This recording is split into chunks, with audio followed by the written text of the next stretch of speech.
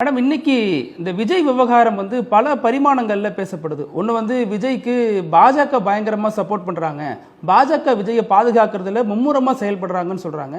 இன்னொரு தரப்புல திமுக நடவடிக்கை எடுக்க இன்னமும் தயங்குது, அந்த வேனை இன்னும் பறிமுதல் பண்ணல, விஜய் மீது எந்த எஃப்ஐஆர் இல்லை, அதனால திமுகவுக்கும் தாவேகாவுக்கும் ரகசிய உறவு இருக்கு அப்படின்னு விடுதலை சிறுத்தைகள் கட்சி தலைவர் முதற்கொண்டு பலரும் இதை சொல்லிட்டு வராங்க. இந்த விவகாரத்தை நீங்க எப்படி பாக்குறீங்க?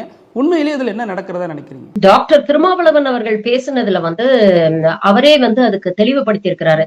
இந்த அண்டர் கிரவுண்ட் டீலிங் அப்படின்னு பேசினது ரிப்போர்ட்டர் கேட்ட ஒரு கேள்விக்கு அவர் பதில் சொல்லும் பொழுது சொல்லியிருக்கிறாரு, திமுக விஜய்க்கும் பாஜக ப்ரொடெக்ட் பண்ண நினைக்குது, அதனால பாஜகவுக்கும் விஜய்க்கும் அண்டர் கிரவுண்ட் டீலிங் இருக்கா அப்படின்னு கேட்டதுக்கு, அப்போ திமுக கைது செய்யல, அதனால இவங்களுக்குள்ள அண்டர் கிரவுண்ட் டீலிங் இருக்குன்னு நான் சொல்லலாமா, அப்படி சொன்னா அது நியாயமா இருக்குமா அப்படிங்கிற ஒரு கேள்வியை அவர் வச்சிருக்கிறாரு. பட் மீடியால அப்கோர்ஸ் பரபரப்புக்காக அது மாற்றி அவங்க பதிவு பண்றாங்க அப்படிங்கறத நம்ம பாக்குறோம். பட் இதை தாண்டி டெபினட்டா பிஜேபி எதுக்கு இவ்வளவு இன்ட்ரெஸ்ட் காட்டுறாங்க விஜய் விஷயத்துல அப்படிங்கறத நம்ம யோசிச்சு பார்க்கணும்ல.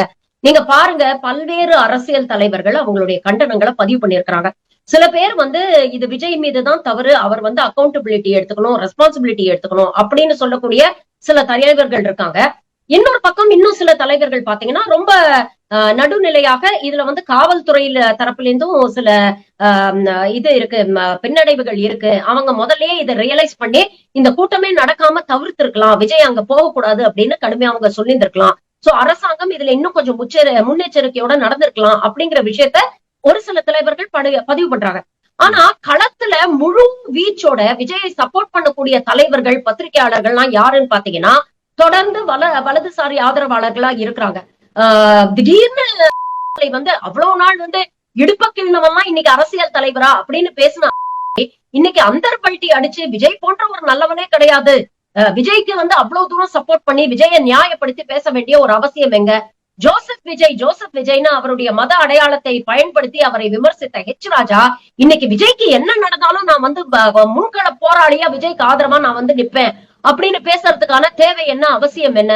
திடீர்னு நிர்மலா சீதாராமன் ஒரு அனுப்பி வைக்கிறாங்க, இங்க இருக்கக்கூடிய மக்களை எப்படி எல்லாம் பாதிக்கப்பட்டிருக்காங்க அப்படின்னு பாக்குறதுக்காக நிர்மலா சீதாராமன் பிஜேபி அவசர அவசரமா அனுப்புது. இங்க அவ்வளவு பெரிய ஒரு பேரிடர் நடந்து அவ்வளவு மக்கள் பாதிக்கப்பட்டோன்னெல்லாம் வராத நிர்மலா சீதாராமனுக்கு இப்ப என்ன திடீர்னு அக்கறை வந்துருச்சு? இது பத்தாதுன்னு உண்மை அறியும் குழு அப்படிங்கிற பேர்ல ஹேமமாலினி தலைமையில ஒரு குழுவை இங்க எதுக்கு அனுப்புறாங்க? அவங்க வந்ததுடைய நோக்கம் என்ன?